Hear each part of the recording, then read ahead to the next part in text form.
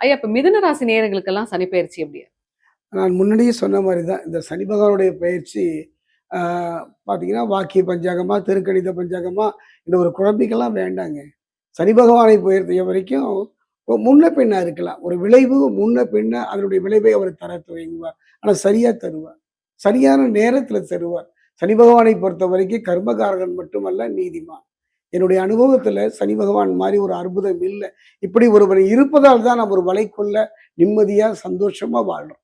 ஒரு மனிதன் கட்டுப்பாடோடு வாழ்ந்தால் அவன் வாழ்வுக்கே கவலைப்பட வேண்டாம். அந்த கட்டுப்பாடு எப்போ அவனுக்கு நீங்குதோ, எப்ப பயம் குறையுதோ, கணவன் மீது மனைவியோ, மனைவி மீது கணவனோ, இல்ல பெற்றோர் மீது பிள்ளைகளுக்கோ, ஏன் இது இந்த குடும்பமே தெய்வத்தின் மீது அந்த பயம் இருக்கணுங்க. இந்த பயம் தான் நம்ம வாழ்வை நகர்த்தி வந்தது. ஆனா இன்று அந்த பயம் இல்ல. ஒரு காலகட்டத்தில அந்த பயம், அந்த உணர்வு, அது பயம் நம்மளுடைய நன்மையை தரும். தேவையில்லாத பயம் வேண்டாம். அந்த வகையில பார்க்கும்போது இந்த சனி பகவானுடைய பயிற்சி வாக்கிய பிரகாரமா இருந்தானே, திருக்கணிதமா இருந்தானே, ஆனாலும் வாக்கிய பிரகாரம்.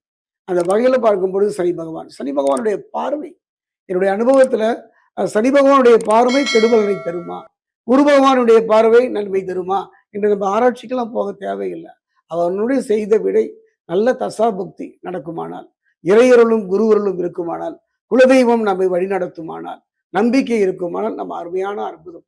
என்னுடைய அனுபவத்துல குலதெய்வ வழிபாடும் பித்ருக்களுடைய ஆசை. ஒரு மனிதன் அவர் என்னதான் பாவ புண்ணியங்கள் பண்ணியிருந்தாலும் கர்மா தாங்க நம்ம வாழ்வை கடக்கிறது.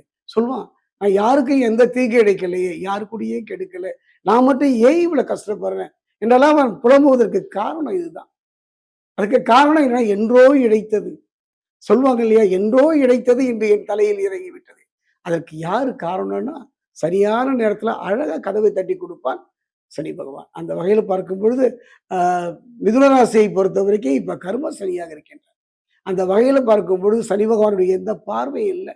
கவலையே பட வேண்டாம். ஒரு நிம்மதியான காலம், அற்புதமான காலம், ஒரு யோக காலம், நிம்மதி தருகின்ற காலம். இதுவரை கணவன் மனைவிக்குள்ள இருந்து வந்த கருத்து வேறுபாடு, பிரச்சனைகள் ஒன்றெல்லாம் படிப்படியாக குறைவதை நீங்க கண்முன் பார்க்கலாம். என்னுடைய அனுபவத்துல சனி பகவான், சனி பகவானை மாறி கொடுக்கறதுல யாருமே இல்லைங்க.